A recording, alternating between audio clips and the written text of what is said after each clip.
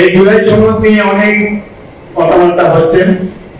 আমি একজন ক্ষুদ্র রাজনৈতিক নেতা হিসাবে মনে করি, কর্মী হিসাবে মনে করি, জুলাই সনদ দেশের জনগণের প্রয়োজন নাই। জুলাই সনদ হয়তো কিছু কিছু ব্যক্তি যারা এখানে উপদেষ্টা হয়েছেন, যারা ভবিষ্যতে বাংলাদেশে বসবাস করতে গেলে অনেক প্রশ্নের সম্মুখীন হবেন, তাদের জন্য হয়তো এই জুলাই সনদের প্রয়োজন আছে। বাংলাদেশের প্রয়োজন একটি নির্বাচন যেখানে সুষ্ঠু হবে এবং যেখানে একটা জনগণ একটি প্রতিনিধিদের নির্বাচিত করতে পারবে। আমরা আশা করব আগামীতে একটি জাতীয় সংসদ নির্বাচন সুষ্ঠুভাবে সম্পাদিত হবে। এই নির্বাচনে যারা বিজয়ী হবেন, জনগণের প্রতিনিধি হবেন, তারাই জুলাই সনদকে সমর্থন করবেন। আমার দল বিএনপি জুলাই সনদকে সমর্থন করেছে, আমরাও এটি সমর্থন করতে পারব। কিন্তু এটার মধ্যে এমন এমন জিনিস ঢুকাবেন না যেটি নিয়ে আগে আলোচনা হয় নাই, ঐক্যমত্য কমিশনের মিটিং আলোচনা হয় নাই, সেইসব জিনিসও চূড়ান্ত খসড়ার মধ্যে আমাদের সাথে দেওয়া হয়েছে, যেটি মহাসচিব একটু পরে আপনাদেরকে বলবেন। এই ধরনের সনদের আমাদের প্রয়োজন নাই। আমাদের প্রয়োজন একটা পার্লামেন্ট, যে পার্লামেন্ট আগামী দিনের ভাগ্য নির্ধারণ করবে, যে পার্লামেন্ট এই সনদ বাস্তবায়িত করবে এবং আগামী দিনে গণতন্ত্রকে পরিপূর্ণভাবে বিকশিত করতে সক্ষম হবে। তাহলে এই ধরনের এই যে বিদেশ থেকে আমদানি করা কয়েকজন তথাকথিত পণ্ডিত ব্যক্তি পণ্ডিতের মাধ্যমে যে সমাবেশ, যেই সনদ বারবার আমরা দেখতে পাচ্ছি, সনদের কোনো প্রয়োজন নেই।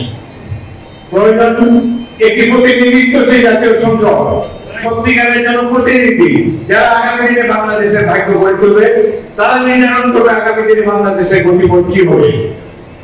এমনকি নির্বাচিত যে কয়েকটি রাজনৈতিক দলের সাথে মিটিং এ ডাকা হয়েছে, এই রাজনৈতিক দলের কোনো অধিকার নাই এই দেশের ভবিষ্যৎ নির্ধারণ করার জন্য। তারা সাজেশন দিতে পারেন, সুপারিশ করতে পারেন, কিন্তু এটাকে চূড়ান্ত রূপ দেবেন নির্বাচিত ব্যক্তিরা আগামী জাতীয় সংসদে। এটা আমাদের উপলব্ধি করতে হবে। আপনারা এই আগামী দিনে জাতীয় সংসদকে সমর্থন করতে লাগিয়েছেন সবাই। আমরা একটা ভালো নির্বাচন দেখতে চাই, এই নির্বাচনে জনগণের প্রতিনিধি বিজয়ী হবে। এই ইতিহাস নিয়ে কথা বলছে, দেশের জনগণকে জিজ্ঞেস করুন, কেউ চিনেও না, কেউ চায়ও না। আমরা 7 বছর ধরে একজন ব্যক্তিকে নির্বাচিত করে আসছি, তারা ব্যক্তির কাছ থেকে, ভোটারের কাছ থেকে ক্ষমতা তুলে নিয়ে একটা রাজনৈতিক দলের কাছে সমর্পণ করতে চায়। তাহলে জনগণকে এমনি ক্ষমতা দিই, তাদের কারো ক্ষমতা ইন করতে হচ্ছে। সুতরাং আমরা চাই বর্তমান যে ব্যবস্থায় নির্বাচন হচ্ছে, সেই ব্যবস্থার মাধ্যমে যাতে নির্বাচন হয়। এই যে আপার হাউসে যে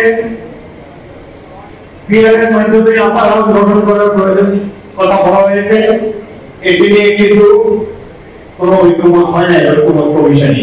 এটা আতঙ্ক আমাদের কাছে উপরে চাপি দেওয়ার চেষ্টা করছে। বিএনপি দেশের সবচেয়ে জনপ্রিয় দল, শক্তিশালী দল। আমরা কেবলমাত্র নির্বাচনটা হতে পারে এই জন্য অনিচ্ছা সত্ত্বেও অনেক কিছুতে রাজি হয়েছি, কিন্তু তারা একে বিএনপির দুর্বলতা ভেবে দিয়েছে। একে পরে জনগণের কাছে গ্রহণযোগ্য নয় এমন সব জিনিস এই সনদের মধ্যে তারা ঢুকিয়ে দিয়েছে। ইনশাআল্লাহ সঠিক নির্বাচন হোক, আমরা ইনশাআল্লাহ দেখব বাংলাদেশের জন্য করণীয় কি, বাংলাদেশের জনগণের সমর্থন নিয়ে জনগণের প্রতিনিধিরা তারা নির্ধারণ করবেন আগামী নির্বাচনের পরে। অপেক্ষা করুন সেটার জন্য। আমাদের একটা প্রতিবেশী রাষ্ট্র আছে যারা চায় না বাংলাদেশ স্বনির্ভর হোক, নিজের পায়ে তারা স্বাধীনতা সার্বভৌমত্ব অক্ষুণ্ণ থাকুক, এটা তারা চায় না। এবং তারা আশ্রয় দিয়েছে মাফিয়া শেখ হাসিনাকে। শেখ হাসিনা বসে বসে সেখানে কিভাবে বাংলাদেশে নাশকতা করা যায় সেই সম্পর্কে নানা ধরনের ষড়যন্ত্র করছে। কলকাতায় তারা অফিস খুলেছেন। আমি তাদেরকে একটা পরামর্শ দেব, শুধু কলকাতা নয়, ভারতের প্রত্যেকটা প্রদেশে আপনারা একটা করে অফিস খুলেন, ভারতের কাছ থেকে সনদ নেন, তারপরে ভারতের রাজনীতিতে আপনারা মিশে যান। বাংলাদেশে আপনাদের কোনো প্রয়োজন নেই। আমরা ঐক্যবদ্ধ সংগ্রাম করে এই মাফিয়া সরকার কারণ আজকে ক্ষমতায় যাওয়ার লোভে একটি ধর্মভিত্তিক রাজনৈতিক দল দেশে নানা রকম বিশৃঙ্খলা করার চেষ্টা করছে, নির্বাচনকে পিছিয়ে দেওয়ার কিংবা বানচাল করার চেষ্টা করছে। তাদের কাছে বিনয়ের সাথে অনুরোধ জানাবো, আমরা যারা একসাথে সংগ্রাম করেছি এই মাফিয়া শেখ হাসিনা সরকারের বিরুদ্ধে, আমরা যেন ঐক্যবদ্ধ থাকি, গতির লোভে আমরা যেন জাতীয় সত্তাকে বিসর্জন না দিই। সুতরাং আগামী দিনে এই স্বাধীনতার সার্বভৌমত্বের রক্ষা খরচ হবে এখানে উপস্থিত মুক্তিযুদ্ধের প্রজন্ম।